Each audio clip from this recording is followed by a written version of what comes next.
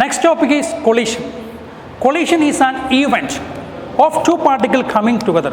രണ്ട് പാർട്ടികൾ ഒരുമിച്ച് വരുന്നതിനെ നമ്മൾ വിളിക്കുന്ന പേരാണ് കൊളീഷൻ. കൂട്ടിമുട്ടുന്നതിനെ നമ്മൾ വിളിക്കുന്ന പേരാണ് കൊളീഷൻ. നമുക്ക് രണ്ട് ടൈപ്പ് കൊളീഷൻ ഉണ്ട്. ഒന്ന് ഇലാസ്റ്റിക് കൊളീഷനും ഒന്ന് ഇൻഇലാസ്റ്റിക് കൊളീഷനും. എങ്ങനെയാണ് നമ്മൾ ഇലാസ്റ്റിക് കൊളീഷനെയും ഇൻഇലാസ്റ്റിക് കൊളീഷനെയും നമ്മൾ തിരിച്ചറിയുന്നത്? നമുക്ക് ഇലാസ്റ്റിക് കൊളീഷനിൽ നമുക്ക് പ്രധാനമായിട്ടുള്ളത് ഒന്ന് മൊമെൻറ്റം. ശ്രദ്ധിക്കുക, momentum, kinetic energy, total energy. നമുക്ക് ഈ രണ്ട് കൊളീഷനിലും മൊമെൻറ്റം കൺസർവ്ഡ് ആണ്. രണ്ട് കൊളീഷനിലും ടോട്ടൽ എനർജി കൺസർവ്ഡ് ആണ്. ഇലാസ്റ്റിക് കൊളീഷനിലും ഇൻഇലാസ്റ്റിക് കൊളീഷനിലും കുട്ടികൾ ശ്രദ്ധിക്കേണ്ടത് ഈ രണ്ട് കൊളീഷനിലും മൊമെൻറ്റവും ടോട്ടൽ എനർജിയും കൺസർവ്ഡ് ആണ്. ഇനി ഇലാസ്റ്റിക് കൊളീഷനിൽ കൈനറ്റിക് എനർജി കൂടി കൺസർവ്ഡ് ആണ്. Kinetic energy conserved.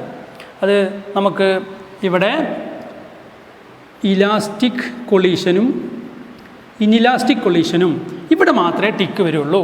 എന്ന് പറഞ്ഞാൽ momentum, kinetic energy, total energy conserved elastic കൊളീഷനിൽ മാത്രമാണ്. അപ്പോൾ കൈനറ്റിക് എനർജി സിമ്പിളായിട്ട് നമുക്ക് അങ്ങനെ പറയാം.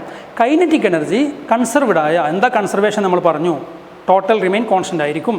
അപ്പോൾ കൈനറ്റിക് എനർജി കൺസർവ്ഡ് ആയ കൊളീഷനെ വിളിക്കുന്ന പേരാണ് ഇലാസ്റ്റിക് കൊളീഷൻ. അതിന് എക്സാമ്പിളാണ് ബില്യാർഡ്സ് ബാർസ് കൊളീഷനൊക്കെ, സബ് ആറ്റോമിക് പാർട്ടിക്കിൾസിൻ്റെ കൊളീഷനൊക്കെ നമുക്ക് ഇലാസ്റ്റിക് കൊളീഷൻ എക്സാമ്പിളാണ്.